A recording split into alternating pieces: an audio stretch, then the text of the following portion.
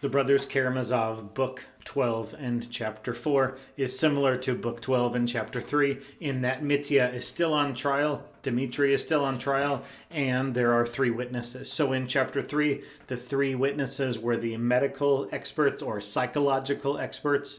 And here in Chapter 4, we have three heavy hitters in the novel with Alyosha, with Katerina Ivanova, and Grushenka.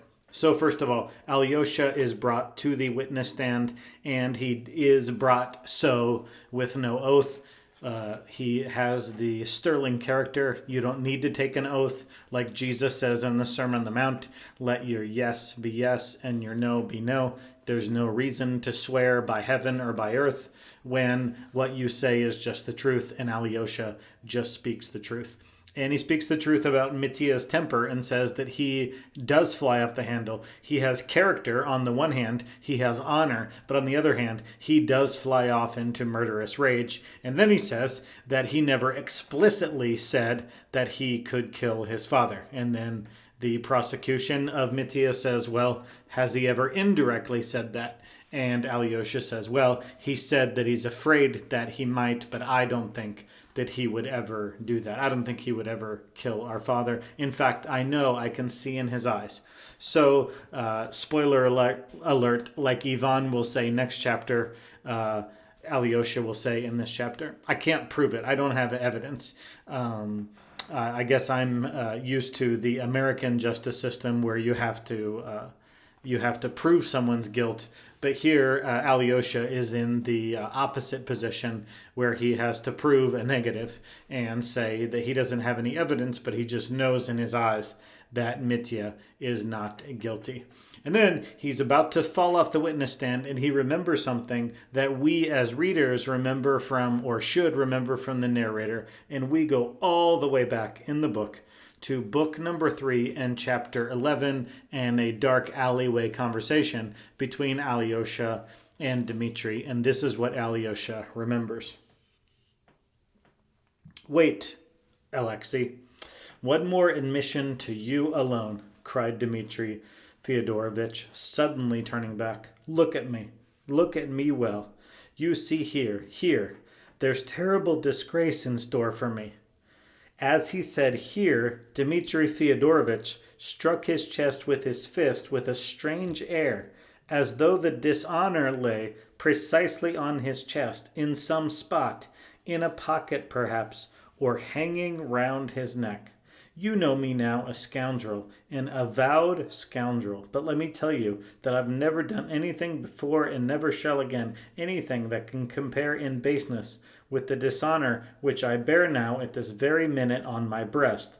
Here, which will come to pass. Though I'm perfectly free to stop it, I can stop it or carry it through. Note that. Well, let me tell you, I shall carry it through. I shall not stop it. I told you everything just now, but I didn't tell you this, because even I am not brazen enough for it. I can still stop. If I do, I can give back the full half of my lost honor tomorrow, but I won't stop. I will carry out my base plan, and you can bear witness that I told you so beforehand. Darkness and destruction. No need to explain. You'll find out in due time. The filthy black alley and the infernal woman, goodbye. Don't pray for me. I'm not worth it, and there's no need at all. I don't need it. Away. And he suddenly retreated. This time, finally. So, Dmitri is pointing to the money, and he even calls it out by saying that he has half of the payment, and therefore Alyosha remembers this. And so what this means is that at the time Dmitri had the money, but he had chosen already to do the wrong thing, not repay the money. So really all it boils down to make a really long story short, to make a 12-book mini-chaptered story short, what this proves is that Dmitri had money that he did not have to rob and murder his father for. So that's the importance of Alyosha's testimony. And of course, that's the testimony of someone so truthful that he doesn't even have to speak under oath. Two more witnesses. The next one is Katerina Ivanova, and what is striking about her testimony is how selfless and courageous it is. She's willing to paint herself in a negative light to tell the truth about Dmitri. The question in this novel, does that matter? But here is the description of Katerina Ivanova's testimony. It was something tremendous. I turned cold and trembled as I listened. The hall was hushed, trying to catch each word. It was something unexampled. Even from such a self-willed and contemptuously proud girl as she was, such an extremely frank avowal, such sacrifice, such self-immolation seemed incredible. And for what? For whom?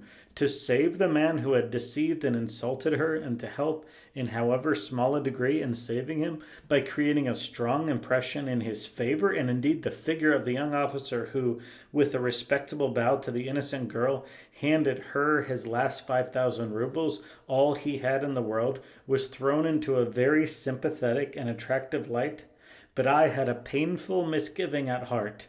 I felt that the calumny might come of it later, and it did. In fact, it did.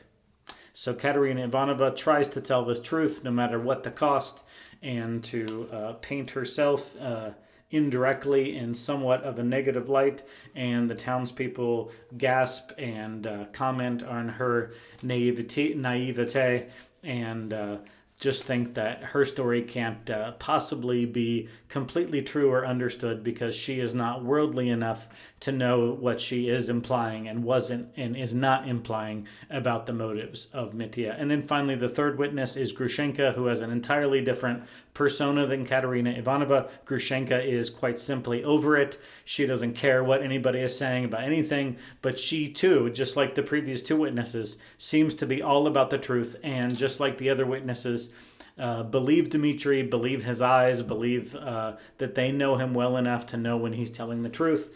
And I failed to mention that the other two witnesses are also, with no proof, just as willing to blame Smerdyakov.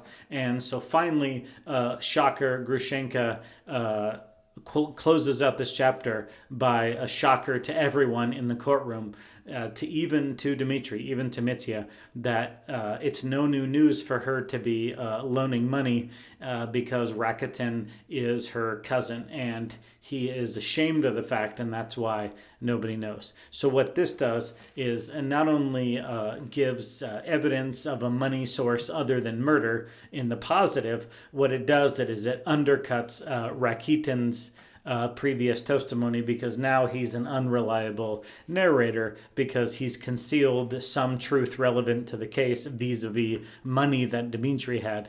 And so that undercuts his testimony. So if you only had this chapter to go by and maybe some pieces of the previous chapter, things are going wonderful for Dmitri, but chapter 5 might prove differently in the twists and turns of this court case.